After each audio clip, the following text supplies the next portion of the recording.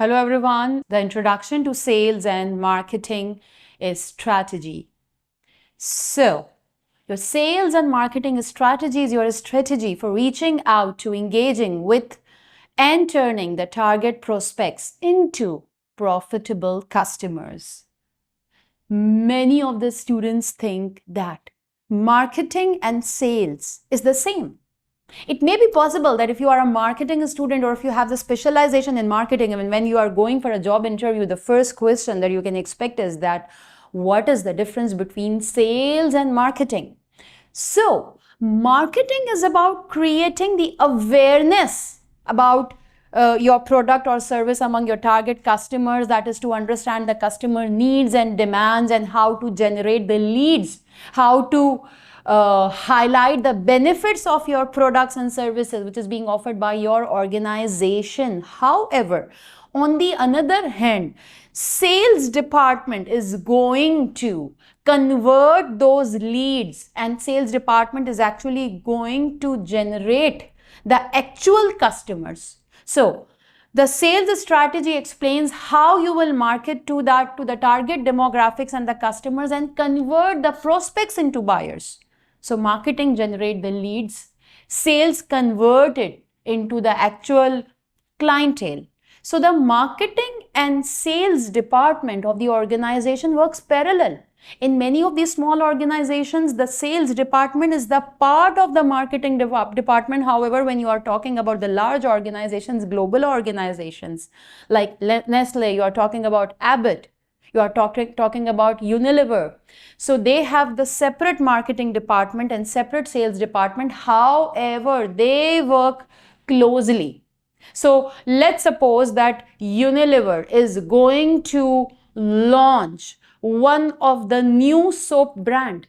So the marketing department will be about how to advertise that, how to talk about the different variances, how to create the differences among the different categories, and you can say the sizes or flavors and fragrances. However, when you talk about the job of the sales department, sales is always in terms of numbers. Your success in sales is about when end of the day you are being able to exactly tell that how many number of the units are being sold. So there is a great connection between marketing and sales for any organization, and they work closely to make achieving the aims and objectives of the organization. So the marketing strategy generally includes the following: the company vision and goals. So company vision and goals is about what is the vision of your organization, how they see the organization success in the coming years, what are the key goals of the organization. So your vision of the organization is maybe today you have 2 stores, but maybe by 2030 your organization is planning to expand to the 10 another countries in the different regions of the world. That could be your company vision. However, the short-term goal can be that for the particular year your organization wants to achieve 20% increment in the sales.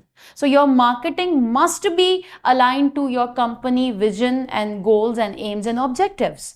And you talk about the marketing initiative. So the role of marketing is to keep on looking at the new ways about how to attract the customers, how to show your existence. We are living in that globalization era where for a single category of a product, you may have thousands of options. You just think about a mobile phone or a perfume or a watch, or maybe going to a restaurant. You just write one thing on Google and you can probably coming up with thousands of local options as well as international options as well. So how you are going to create the differentiation about who you are, what you can offer. So the third point, which is value proposition, and in the marketing language we call it USP. So USP refers to unique selling proposition. What is that one thing what makes you different from all your competitors? So maybe you talk about that mobile phone brand Virtue. So the thing which defines Virtue is actually not the software or anything related to the smartphones. They are actually not the smartphones, but they have the diamonds and the stones which are attached with the customized homemade phones. So that is the USP of Virtue. You talk about the USP of Nike. So this brand is for athlete is something which is going to define the USP. You talk about the USP of Subway. So having the fresh vegetables and having your customized choice of sauces could be something which is going to define the value proposition of Subway. Brand essence. What is the story of your brand? What is the background of your brand? For example, if you talk about the brand essence of KFC, so KFC going to talk about the efforts of the colonel and what it was and what it is today, and what are the success stories behind such successful brand and marketing goals. So what are the marketing goals, marketing efforts, long-term plans, short-term plans? That should be all the part of your marketing strategy.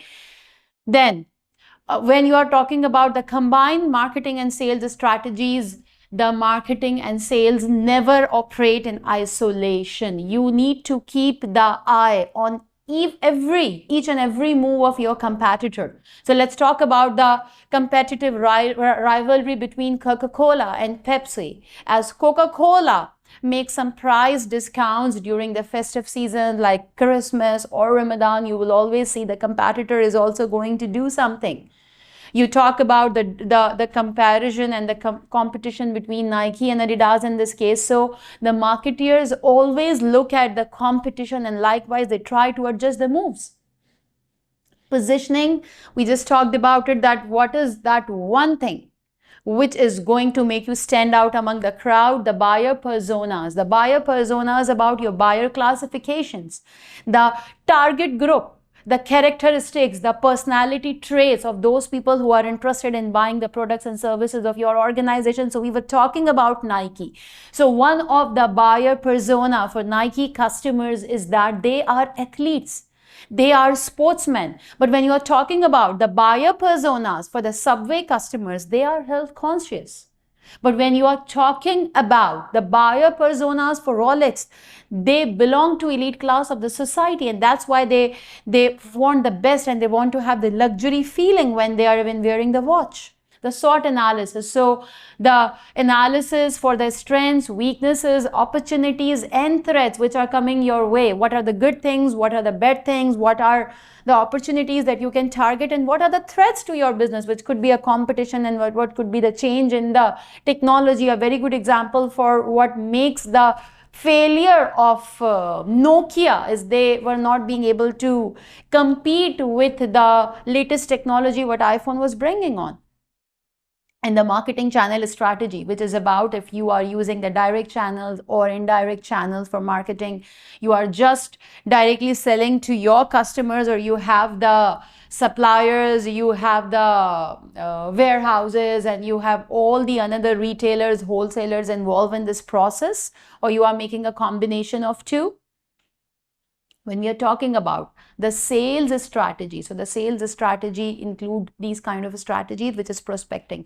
So prospecting is about developing the group and dividing your customers into the categories of whom you have to contact on the priority basis, how many people are there in the database that you want to approach before making a cold call or before inviting them to the event. Forecasting is about on the basis of the data available and on the basis of the previous sales patterns, you are going to make the forecasting about what will be happening in the future. The lead tracking is that once you have generated the lead, let's suppose that for a real estate property consultant, you have 100 people who have attended the event and they have showed their great interest in buying the freehold property. So now lead tracking is when you are going to follow up with them. The discounting strategies, that are you going to give the early bird offers? Are you going to give the more incentives to those buyers who are coming in cash? That is very common across the B2B and the B2C as well. Then there are the discounting strategies when your customers are or your prospects are buying in bulk. So it may be possible when you are offering 10 pieces, you may be giving 10% discount, but for someone who is buying 80 pieces, the discount could be 25%. The channel support. So what type of support you are expecting from the retailers, wholesalers, and all these people who are involved in the channel process, the opportunity tracking. So you keep on tracking about the warm leads, hot leads, cold leads, and your CRM can do the great role in this. And then the customer meeting. So the customer meetings could be virtual meetings, that could be the face-to-face meetings, that could be under the superstore, that could be within your office, depending on the industry that you are in.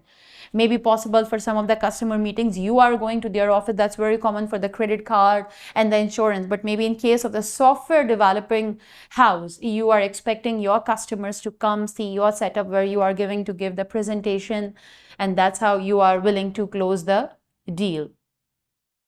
So who is responsible for the marketing and sales strategies? For the marketing, it's usually the chief marketing officer, or it could be the marketing director, or it could be the vice president of marketing, who is the head of the department, and they devise the marketing plan and the marketing strategies, and shall be followed by the another members of the department. For the sales plan and strategy, usually the vice president of the sales is responsible for that, and again it depends on the size and the hierarchy of the organization. So when we talk about the success in building marketing and sales strategies, constant communication is required for a successful marketing strategy. This constant communication shall be maintained with all the stakeholders, let it be your customers or let it be your employees.